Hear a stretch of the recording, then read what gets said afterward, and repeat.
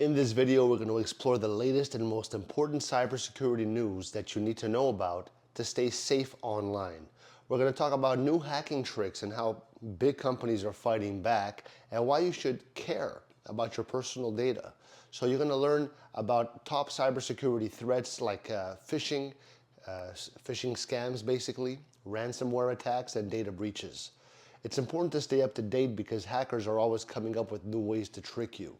So we recommend checking out these top news sources: Wired, Cybersecurity News, The Hacker News, Krebs on Security, and Dark Reading.